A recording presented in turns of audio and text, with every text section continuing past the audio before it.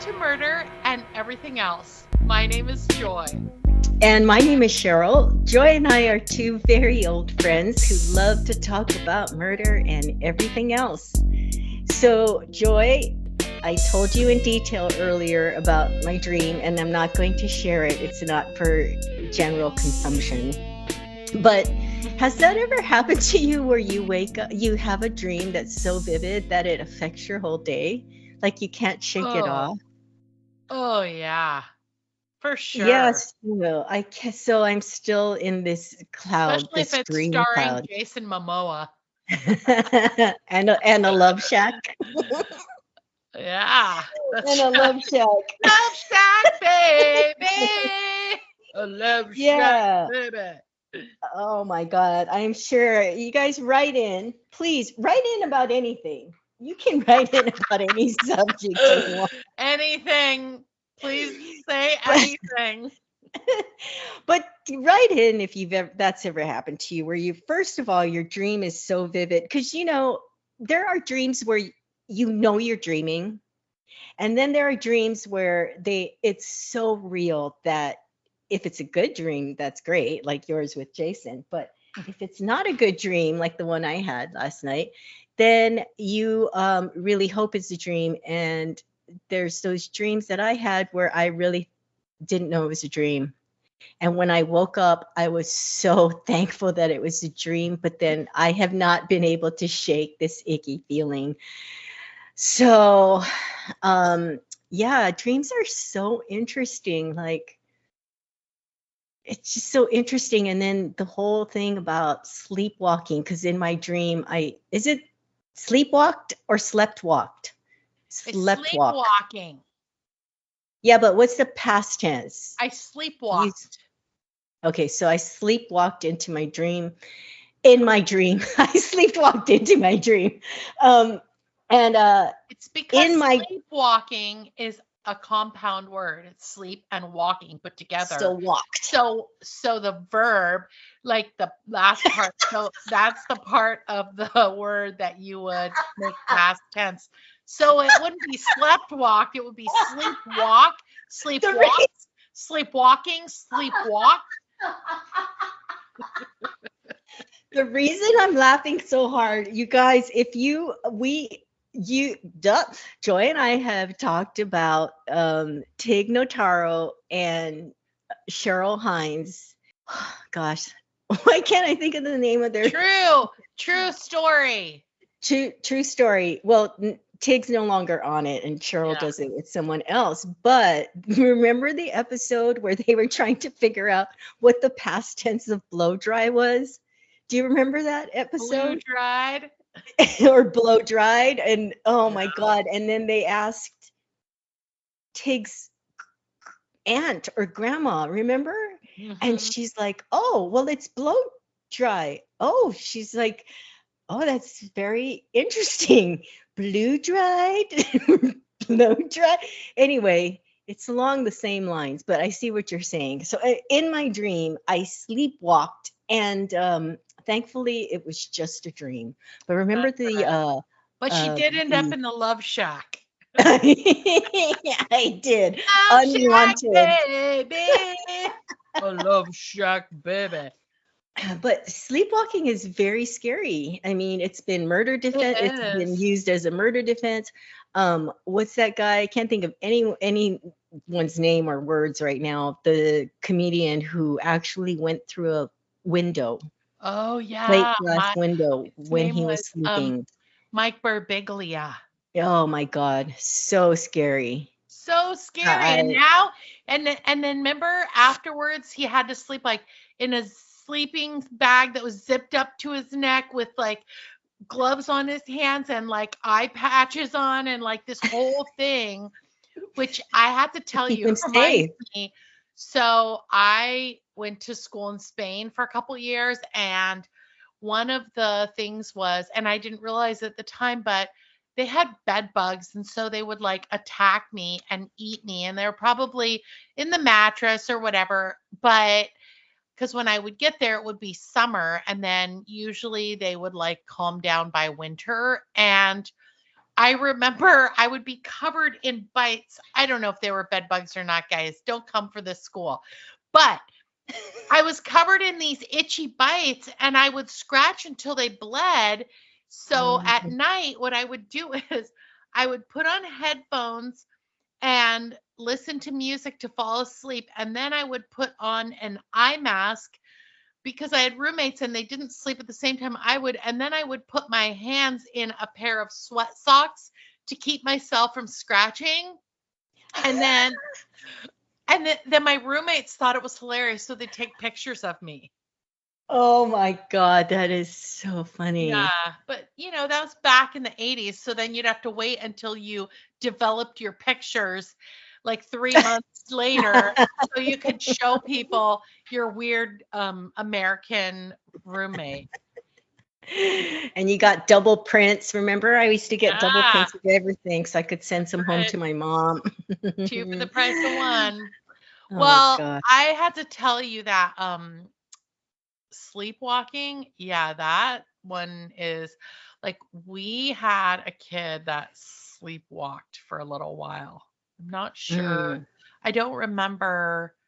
She kind of snapped out of it, but it's I mean, there are a couple of like people on YouTube who have these night cameras set up where they literally Oh, that's capture right. like Yeah. that one woman and she's doing all kind of crazy shit like all at night. Yeah. Man, Yeah. Yeah. It's wow. it's scary. I have done it as a child. I do remember like waking up in the living room and then my family was like just trying to guide me back to the bedroom, just Hmm. gently and not frighten me, but it was weird. Yeah, it is very, very scary. Wow. But I I have had those dreams where you think you're awake and you're pretty sure you're awake and mhm. it's so realistic and you try to move your limbs or scream and no Oh, sounds come out and you can't move your body. yeah, I've heard it's called like that's lucid dreaming or something like that. yeah, It's yeah. very terror like Oh, inducing. and there's sleep paralysis. That sounds like Yeah. something that, yeah, along the lines of sleep paralysis. Anyway, it's so fascinating. But yeah, I had this dream and I have not been able to shake it, and I can't Hmm. share it. Well, in the words of Taylor Shift, Taylor shake it off, shake it off, shake it off. Oh God. Anyway, rolling into updates. Okay, I just remember back like several months ago, exactly 6 or 7 months ago, when we found out that someone had shouted us out on Reddit Yeah. and how excited we were. Well, Yes. guess what? I remember their name was background underscore meal underscore 885. Something like Well, that. No, I guess don't what I remember. just found out? That's my Well. profile.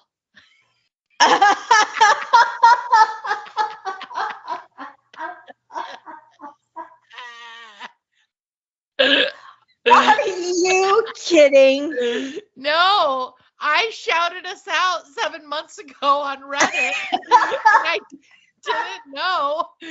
Forgot, I guess. And then I got excited because I found us on Reddit. Now, oh my God. Oh, Wow. Nothing like patting yourself on the yeah. back. Anyway, So, how did you well, I, discover that it was well, you? I posted again and noticed that it was the same name, and then I looked at my profile and I realized that it was my profile. So anyway, special thanks to background underscore meal underscore 885, aka me, for the 2 shout outs on Reddit. Oh, And to all wow. of our regular listeners, hey guys, tell your friends and family about this podcast. It's good stuff and they need to hear it. And also, if there are topics or murders or subjects you guys would like to hear us talk about, reach out and let us know. We'll do an episode on it. We'll shout you out and then we'll talk on and on and on about what you've requested. Oh my God. That is Uh, too funny. Cheryl, Wow. you got any updates? You have an update. You know that I have been binge watching Survivor, Oh right? So I stopped. God. You and I have talked about how we stopped at about season 15, and there's like Yeah. going on 50. Yeah. So I've watched like I'm catching up. I was watching like 20 episodes. I mean seasons.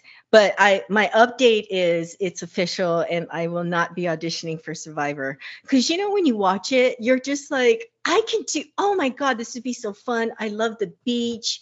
I've camped. You know, Yeah.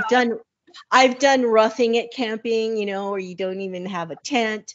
Um, I've gone to the bathroom in the woods. You know, I'm not embarrassed to admit. So until they showed people eating fried tarantulas and scorpions, and then people being evacuated because they dropped out because they're doing these competitions in 100 plus weather, and That's just, also hey, you live in Arizona. That's just like taking the dog to the park.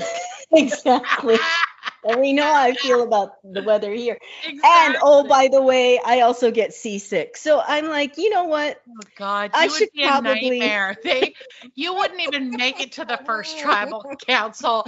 They would axe you like before the boat even left the dock. You'd be like, does anyone have their I, Dramamine?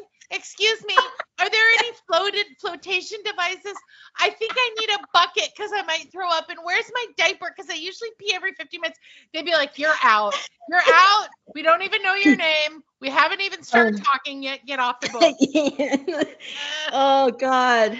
No, but you know, I was watching it and I'm like, this would really be fun in my younger days, when I was more fit and maybe could tolerate the heat. But I am a really good swimmer, and it's amazing to me that people who don't swim go on this show, who don't know how to swim, or they learned like just to get on the show, because it's usually off beach, and so there's going to be swimming competition. So I don't understand that. But I love when I told you the other day that I can't. I just watch them eat scorpions.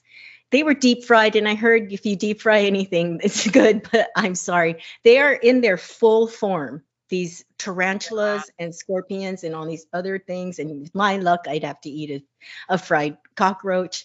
Um, Oh, and guys, so I I texted Joy, refer to that as the C word. the She C can't even word. say cockroach to Cheryl. I just She did. freaks out.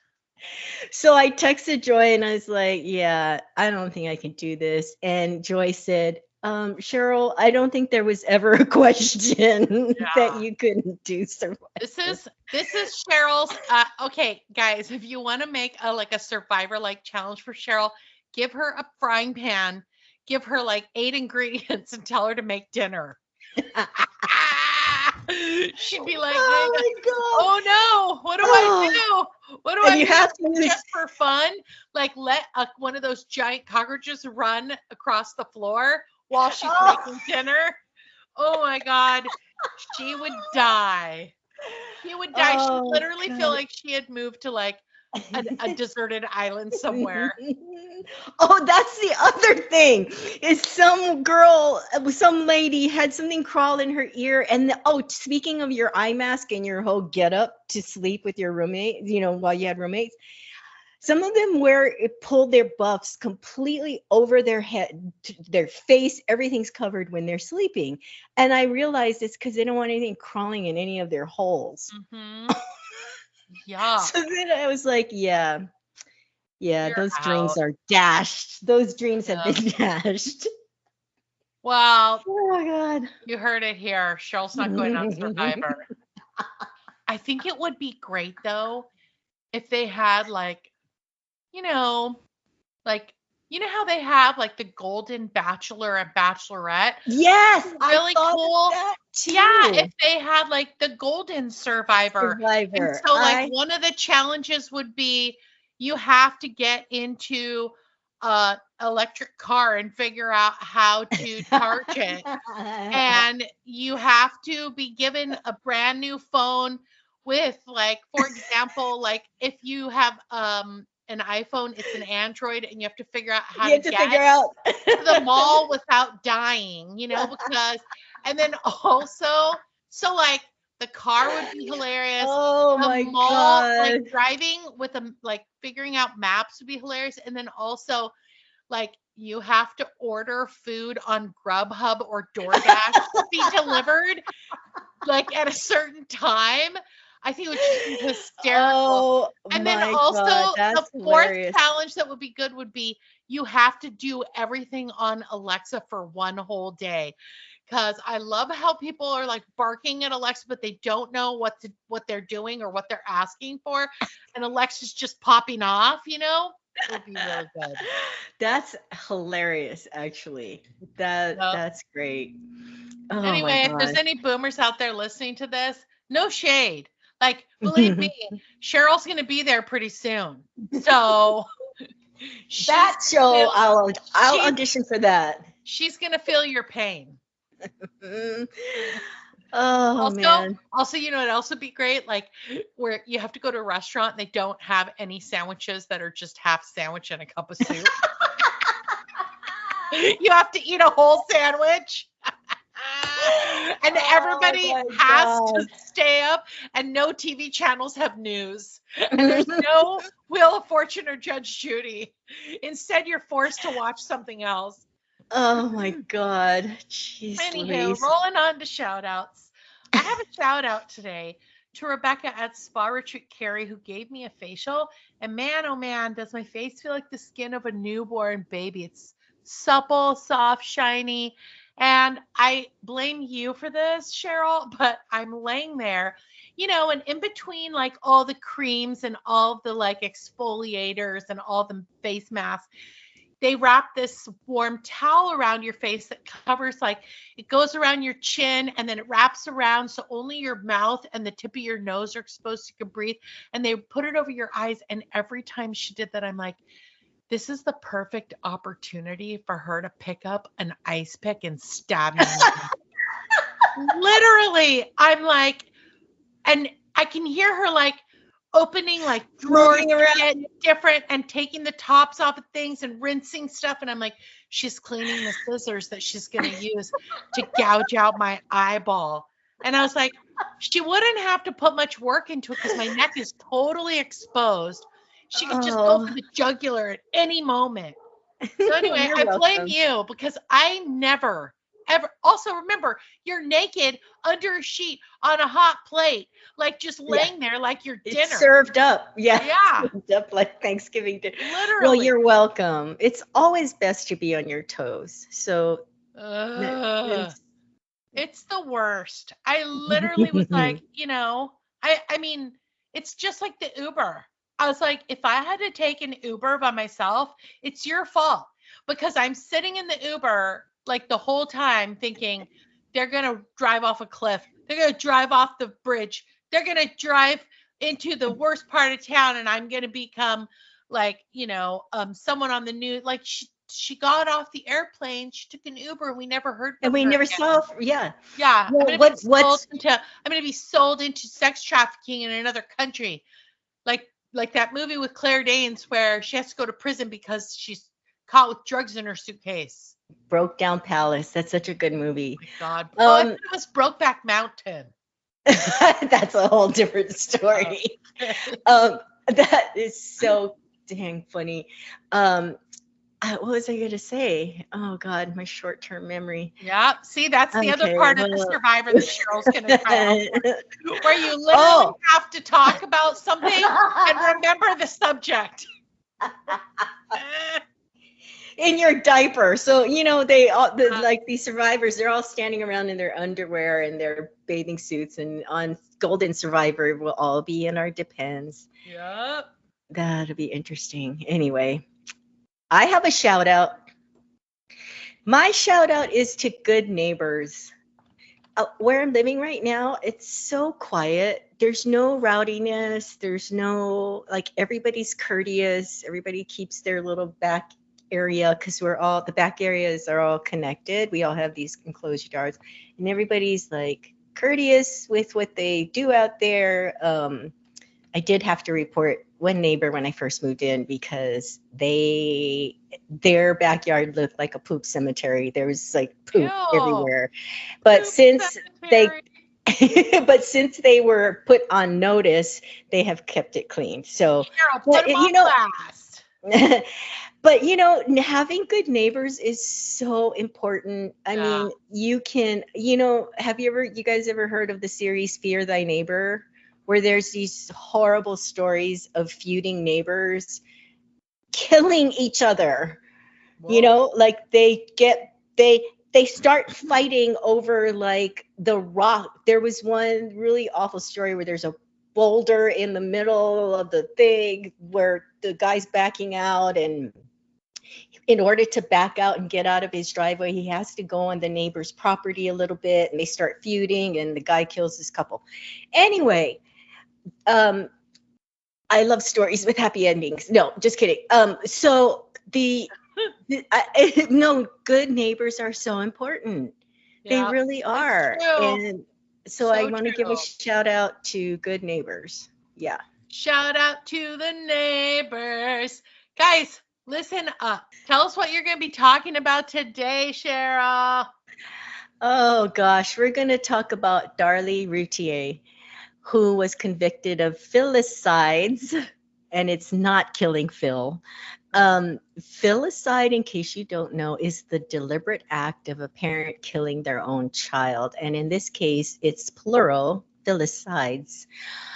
Whoa. Let's talk about my So, sources first. so let me just stop for a second and say that obviously there's a pattern here because last time you did murder, we talked about honor killings. So Oh keep gosh, yeah, it I'm on a on a roll. roll. I'm on a roll.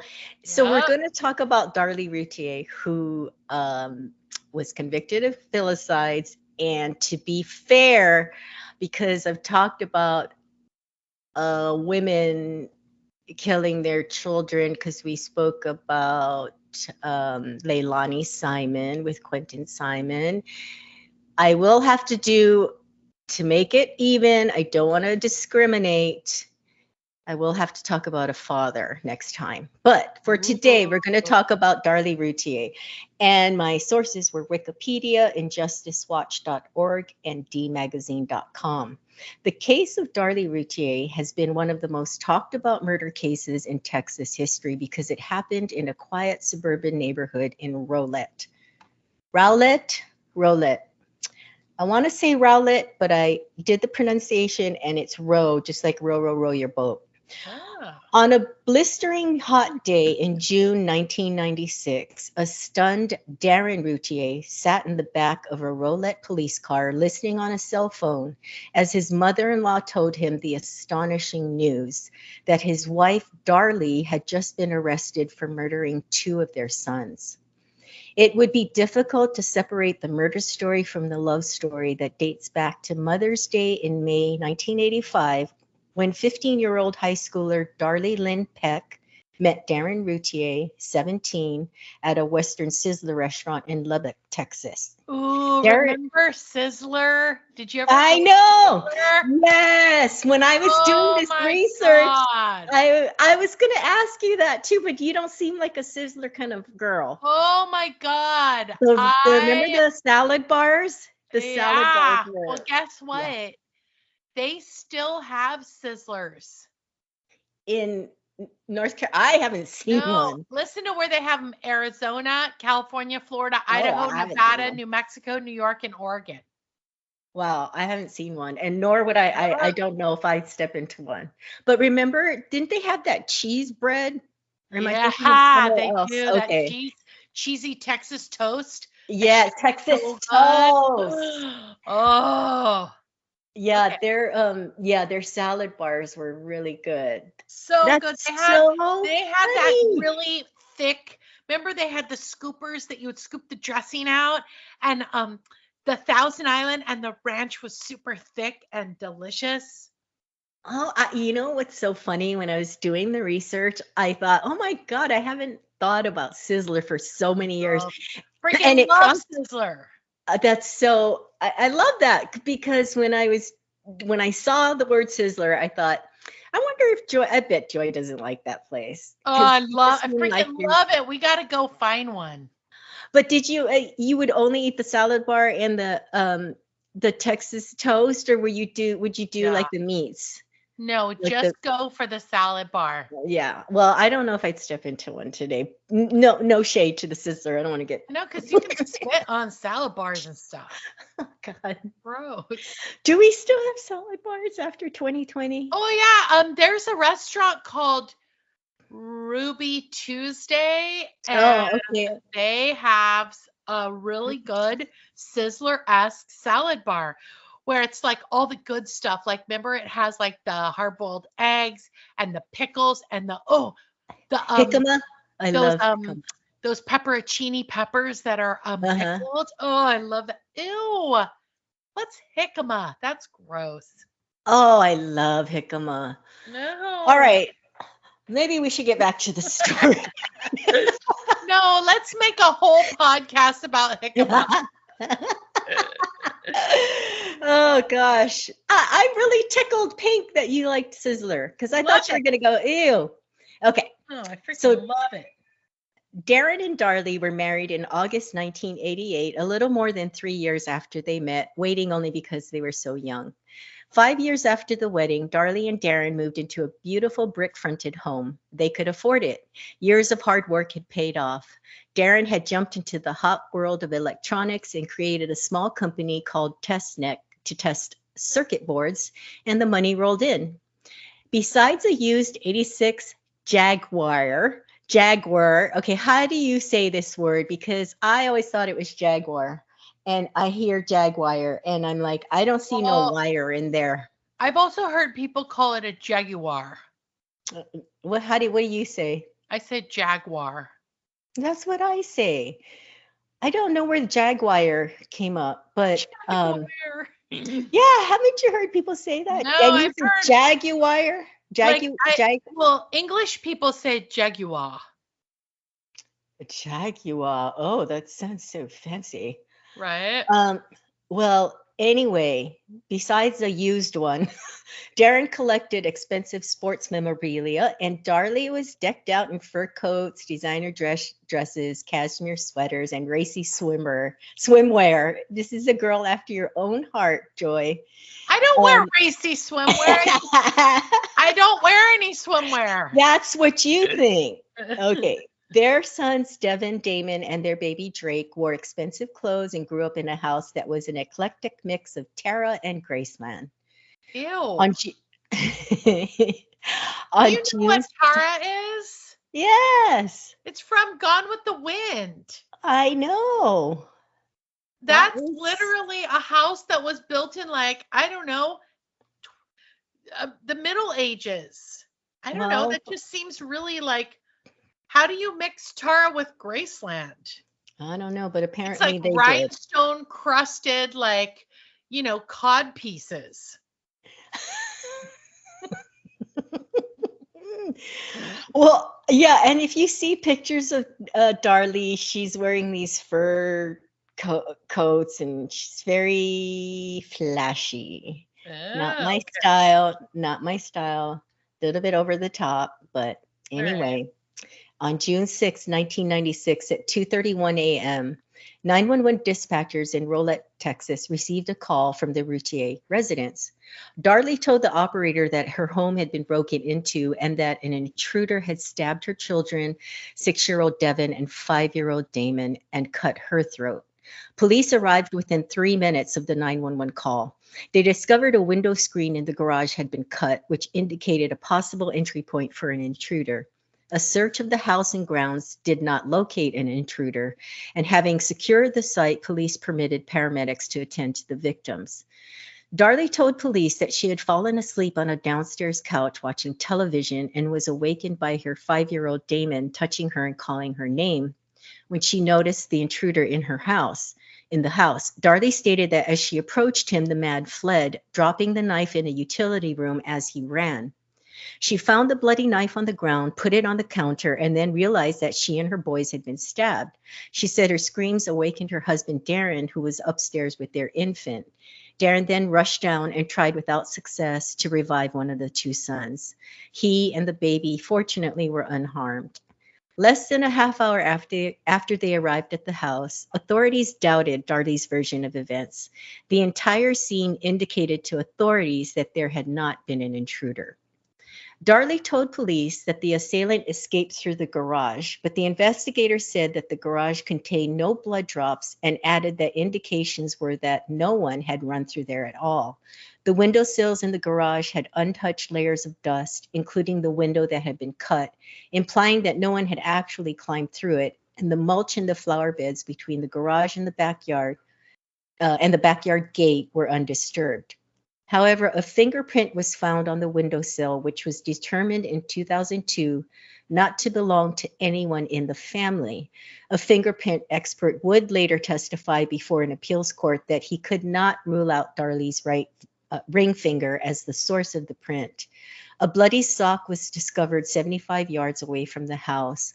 Lab tests revealed it had blood from both of Darlie's sons on it. It also matched other socks from the Routier house, which belonged to her husband, Darren. Whoa. Both Damon and Devin sustained fatal injuries. Darlie's wounds were described as superficial, although one of the injuries came within 2 millimeters of her carotid artery. Darlie was treated at a hospital and released 2 days later. Newscasts showed Darlie and other family members holding a birthday party at the boy's grave to posthumously celebrate Devin's 7th birthday 8 days after the murders. Did you see this video? It was No. very widely televised, and it showed her family, like I just said, at the celebrating at the boys' graves, and she was shown smiling and laughing as she sprayed silly string on the graves in celebration, singing happy birthday. But Whoa. family members point out that the newscasts did not show an earlier video that depicted a solemn ceremony honoring the children. So that's kind of, I would be, that's why the media can be so influential and damning. They only chose to show the part where they were celebrating. They did not show the ceremony that went before it. So Right. that's really, oof, if you were the family and you were being portrayed that way, that's pretty harsh. Oh, yeah. So 4 days later, on June 18, Darlie was arrested and charged with capital murder. Darlie later commented on the video saying he wanted to be 7. I did the only thing I knew to do to honor him and give him all his wishes because he wasn't here anymore. But how do you know what you're going to do when you lose 2 children? How do you know how you're going to act? Well, the clip sickened Dallas County District Attorney Gray Davis, as well as many of the public. And I remember seeing that video, and yes, it's very alarming. But little did we know, I didn't know at the time, that there was a ceremony that went before it that was very solemn. So at trial, the prosecution presented a timeline showing that Darlie stabbed Devin and Damon before staging the scene by breaking a wine glass, cutting the screen in the garage, planting a bloody sock down an alley 75 yards away, and finally stabbing herself in the arms and throat. God. In addition, yeah, that's, I'm not saying that people couldn't do it, but wow. In addition, the state based its case on presenting as evidence details that went to the kind of mother Darlie was. So basically character assassination, right? So the prosecutor played the 15-second clip of Routier happily singing a happy birthday and spraying silly string on Devin's grave. And he told the jurors the scene gives you a lot of insight into this woman. You see, this is not a picture of a grieving mother. And I think that's really, really shady, in my opinion, to just omit the other part of the video, Yeah. and call into question her character. Well, State called, you know what it reminds me of? It reminds me of, excuse me. Remember when Casey Anthony was being photographed and followed, and they're like, she's smiling. And also Amanda Knox. There's this like it's so interesting, Cheryl, because I've never seen any national headlines where they take a picture of a man and say he's smiling. But yet if you're if you're a woman and something happens to your child, there's always this scrutiny. Like you're supposed to walk around and you're supposed to look like 24/7. and you're supposed to look like you just got smacked by a big stick. Your hair's supposed to be greasy and stuck to your head. You're supposed to look like you are attempting suicide at any moment. And Mm, you're supposed to like be crying or sobbing all the time. yeah. And Yeah. it's so interesting because again, you never see them saying making those reference. Like I remember them saying, like even with Jean Benet Ramsey, they were like, "Why is the mother so stoic? Why is she not sobbing?" It's like, Mhm. okay, men cry too. Hi, newsflash. Right. And also I remember once we did an episode and I said something and I was upset about it and you said, and I asked how you felt and you said, well, you needed to know the context, which is so important. You could take a picture, a snapshot of someone, and it's totally taken out of context. Exactly. So the state, they called witnesses to highlight, I don't even know why this was permitted, to highlight that Darlie had breast implants. What does that have to do with anything? Yeah, I But don't need, I don't know what that has to do. right, but it's character assassination, right? I listen, I don't know whether she did it or not, but just picking apart these few things, Yeah. just seems like, and who knows if you'd be able to bring that into court today. Right. You know what I mean? This was a long time ago. So yeah, they wanted to show that she was a very superficial person, that she had breast implants, that she didn't take her children to church I often, that don't she take my was children to church. also this part, she went out with girlfriends the night before Mother's Day and wore jewelry. Oh That's you, God, Joy. They could that's convict me. you of anything. Uh, that's so Though weird. though defense attorney Doug Mulder presented medical and psychiatric experts who said they believed Darlie was telling the truth about the intruder and that her wounds did not appear self-inflicted, he presented no forensic testimony to rebut the state's staging theory. Citing the lack of defense forensic evidence, the DA, Greg Davis, told the jurors in closing argument, it speaks volumes to you sometimes what you don't see and hear. The jury voted to convict Darlie and sentenced her to death in February 1997. During their deliberations, one of the jurors later said in an affidavit, the jury replayed the silly string clip 8 or 9 times. So you see how much weight that video Mhm. carried with the jurors. Later, that same juror saw the full video, which showed that the birthday party followed a solemn prayer service and was done as a way to mourn for the children. The juror went on to say that had they been shown this other tape so that they would have been able to see the whole picture of what happened that day, he or she believes they would not have voted to convict Darlie. So what scares me about that statement is, you mean you convicted her mostly on that video? You Right? know, That's like, crazy. but back then, yeah, 96, did they have a lot of forensic, it was the same time frame, right, as OJ, yeah, it was the same time frame. So DNA and all of that is in the early stages. But it's Right? scary to think how much weight the uh, portion, they didn't even get to see the whole thing. Now, why the defense didn't bring in the whole thing, I don't know. But That's that's very shady, but also remember like women were how like I mean, come on. It's just like, men a lot of times are given I don't want to say now, because now I feel like, a lot of times when there's joint custody, it literally means joint custody. But I remember a time and a place where joint custody meant that the dad gets the kids on Saturday and returns the kids halfway through Sunday, and the Right. mom kept the kids Sunday night, Monday, Tuesday, Wednesday, Thursday, Friday, and then met at McDonald's. So, and that's joint custody. You get to see your kids for one night and a day and a half a day on Saturday and a half day on Sunday. I mean, Right. so if you think about it, there are a lot of systems in place where, that have changed, where there's a lot of like more ownership placed on women, a lot of misogyny, a lot of, just shit set up so that men got off scot free. Men had to give money. It was like, oh, Mhm. I'm paying child support or I'm paying spousal support.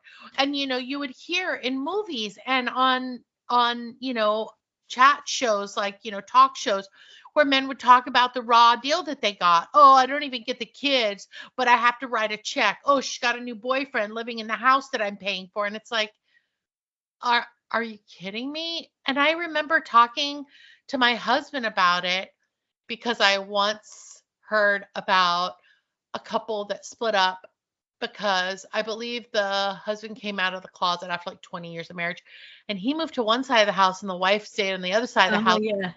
and they continued to co-parent, and so that they wouldn't upset the balance of their children's lives. And I had a lot of respect for those people because I was like, hey, those kids didn't ask to be brought into this world. Right. Thank Right. God that the people were able to put their own personal like issues and the fact their marriage Aside. was over aside and focus on the Mhm. kids. So I will Yeah. say that like the fact that they played that video, only the second part of the clip over and over again to sway the jury, I mean, this was in the 80s, so it doesn't really surprise me. Yeah. Yeah. Like I don't think it would happen today. I would hope. Yeah, I I would don't hope. think it You'd would, hope. but You never right. know.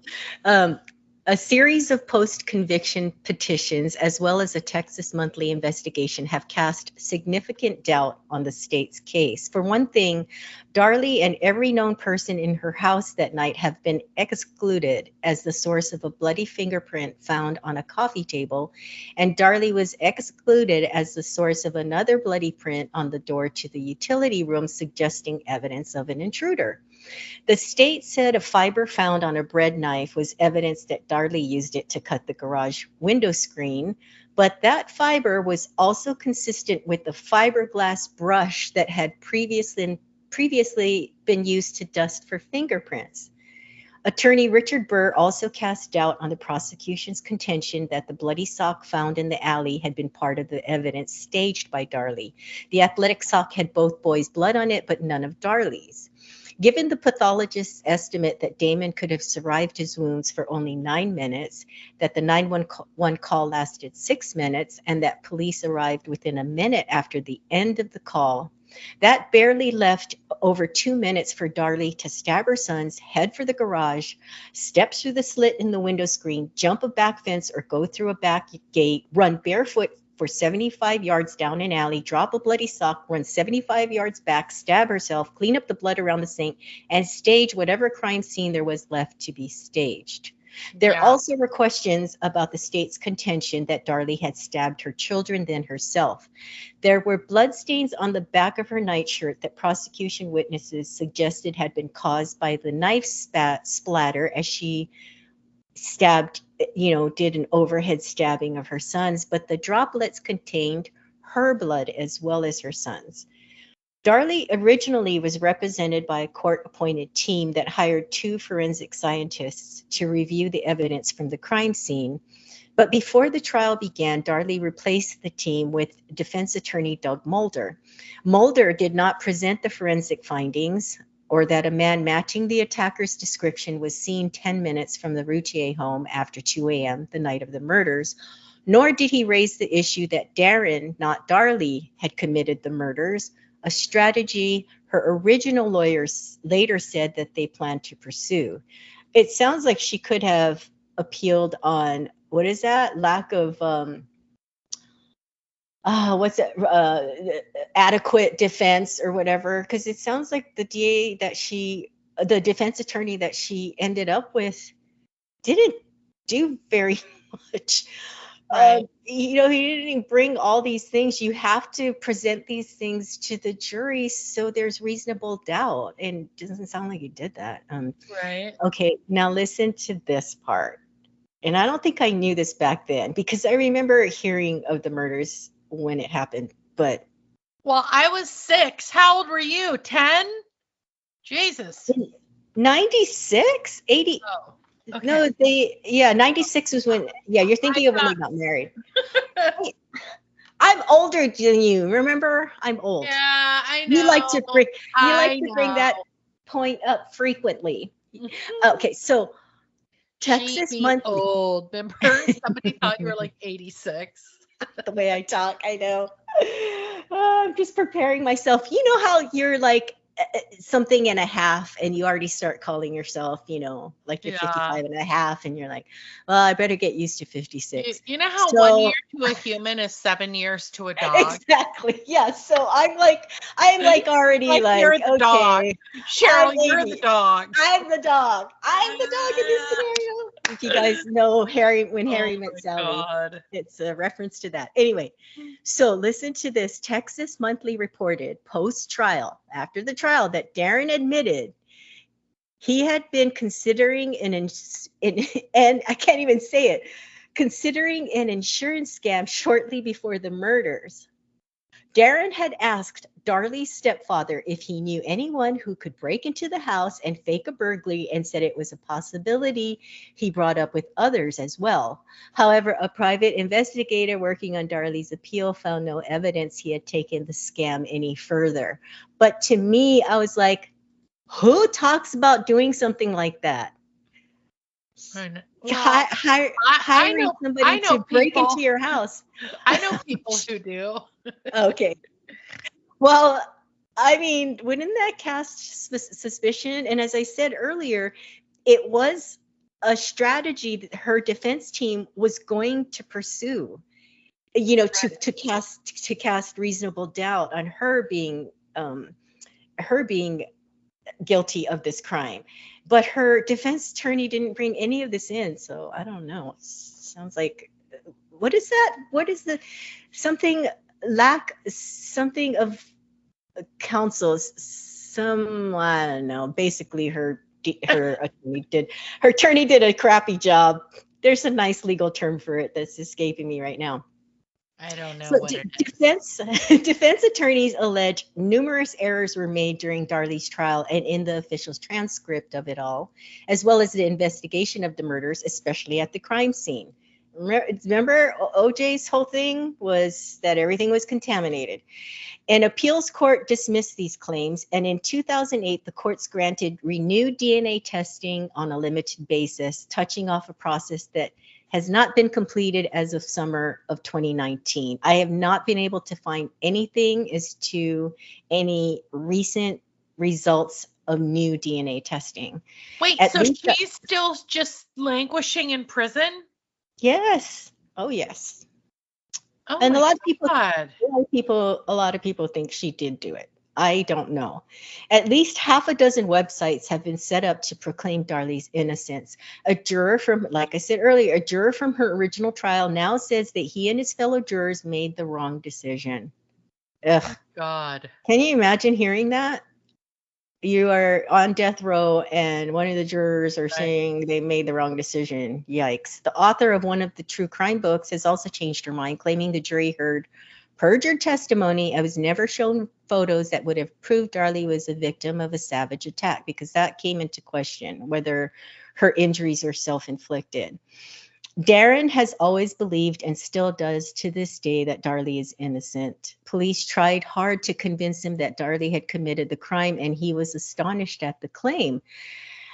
Whenever they would point to a piece of evidence, Darren responded that there was a simple explanation, and he was really just dumbfounded as to how they thought any of this, that they could base a murder case on it. And it's very interesting because there are some things that teeter on a border to where if you wanted to look like it was pointed towards guilt, you could. And that very same evidence could point towards innocence. So one of the things that he was asked about was Darlie's notes about a tombstone, and Darren said the tombstone was for a pet cemetery burial for Darlie's recently deceased cat. And there were scribbles about who would get the boys if something happened to Darren and Darlie. And Darren said that they always kept their wills updated, particularly before going on a trip. The notes had been at the office, but he decided to keep them at home instead. And they were planning to buy a filing cabinet the next week. So, you know what I'm saying? Like that, what if you just happen to be updating your will and it looks like you're going to take it, if it's reasonable doubt, right? Well, the other thing too is that, I mean, not everybody is really like up and up on like filling out the will, getting a fire safe, putting all their legal documents in the same place. Blah, blah, blah, blah, blah. You know what? There's a lot of shit that goes down when you've got kids and a house and this. And it sounded like they were really enjoying kind of like being fancy and shopping. And, I mean, who knows? But here's the thing. An insurance scam is not the same thing as killing your children. I know. No, it's not. But I'm like, it's like, ooh, ouch, that there was this part of the story. You know what I mean? It would have been so much cleaner, Cheryl, if that not been part of the story. If she did that and planned that, believe me, how come he wasn't implicated? You know what I mean? It's like, well, here's the thing. There's that detail that Darren tried to hire someone to break in, right, for this insurance scam.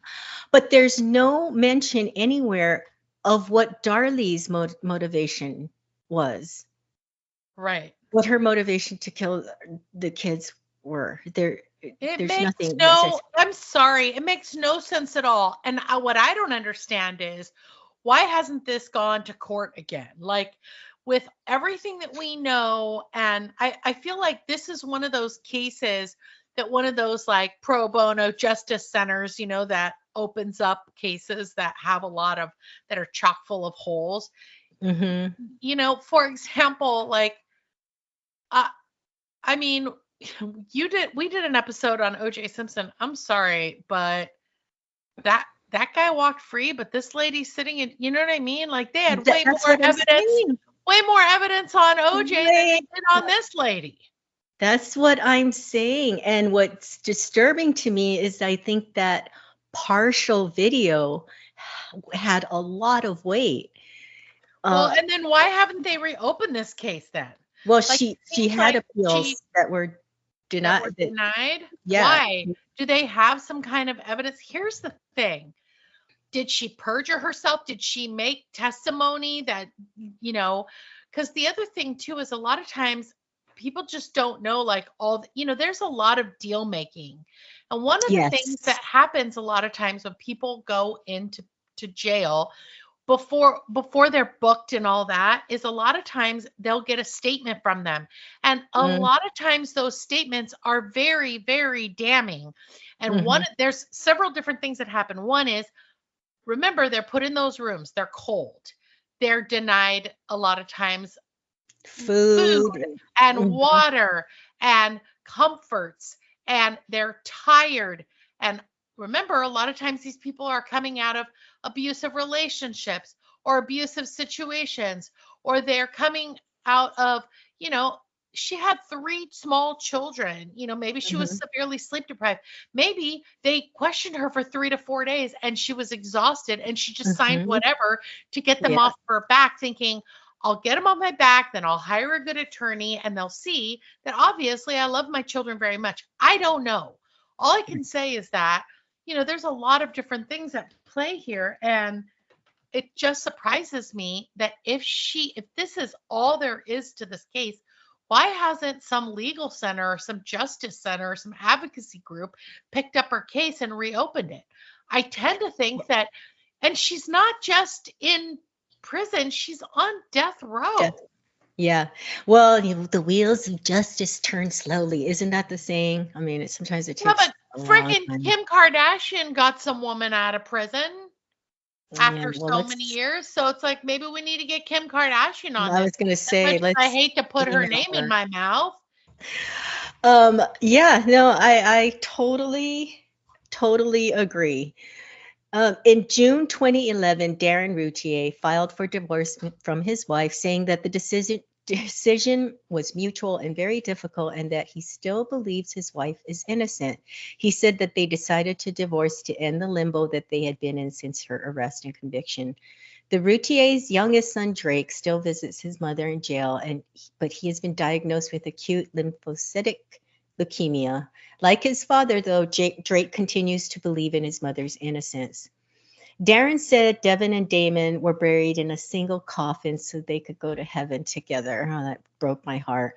Darren, who had refused to let the boys play with knives, slipped little pocket knives into the coffin as a final present. Many other mementos also went into the casket, from stuffed animals to silver coins. And Coolio's rap tune, Gangsta's Paradise, which the boys had loved to dance and jump around to, was played during the funeral service. That must have been quite something to hear Gangsta's Paradise. And Darlie Routier is still on death row in Texas. I So don't know what interesting. I don't know what to actually think. I don't know, to be honest with you. But you're absolutely right. O.J. Simpson's trial had a lot more evidence than this, and Did you know that he got off. Did you know that Gangsta's Paradise was originally a Stevie Wonder song? No, I did not. Yeah, and Yeah, what?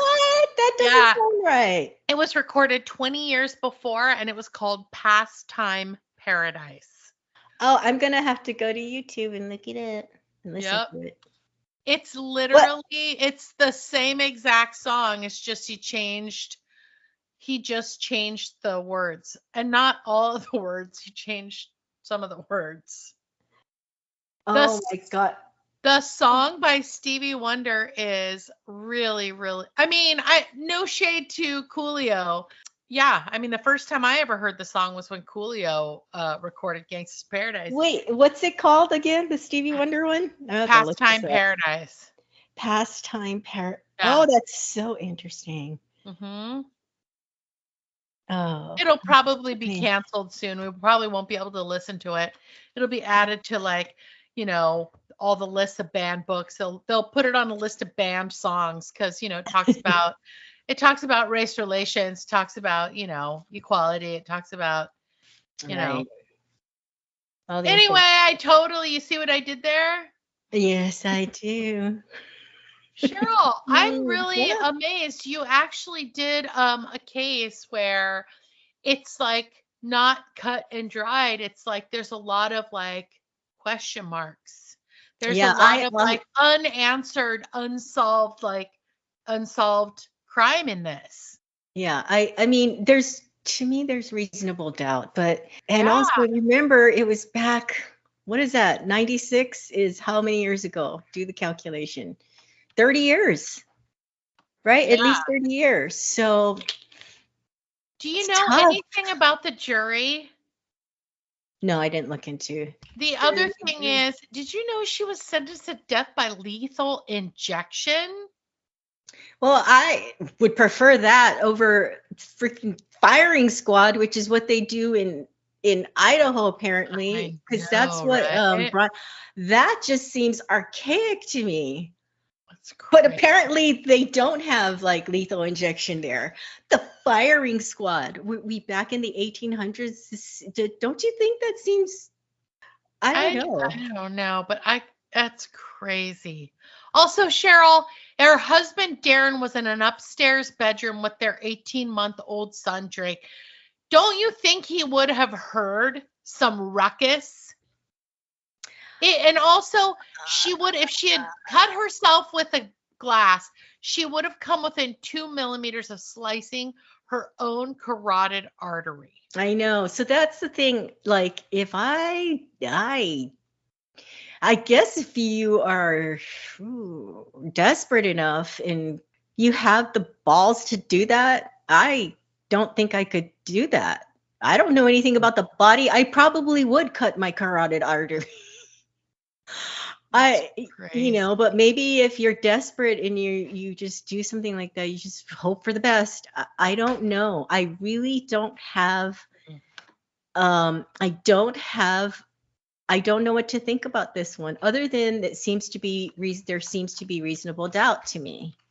It's just, to me, it brings back the Richard Allen in the Delphi murders. It's the last murder episode we did of 2024, where they showed this video and it had been altered. Don't feel right about that. It's just like them playing only a portion of the video to the jury in this case. I don't know. Like, I just did a quick search. It says that studies estimate that between 4 and 6% of people incarcerated in U.S. prisons are actually innocent. So if 5% of individuals are actually innocent, that means 1 out of 20 criminal cases are the result of a wrongful conviction. However, in women's prison, a vast majority of women claim to be innocent. So obviously, everybody's innocent. only 1 out of 20 criminal cases is a wrongful conviction. What about all the other people who claim to be innocent? Right. Apparently, 90% of people in jail or prison claim to be innocent of some or all of the charges they were convicted on. Isn't that interesting? 90%. Well, yeah, of course. That's crazy. That's not surprising to me. I'm sure there's so many cases that really should be reviewed.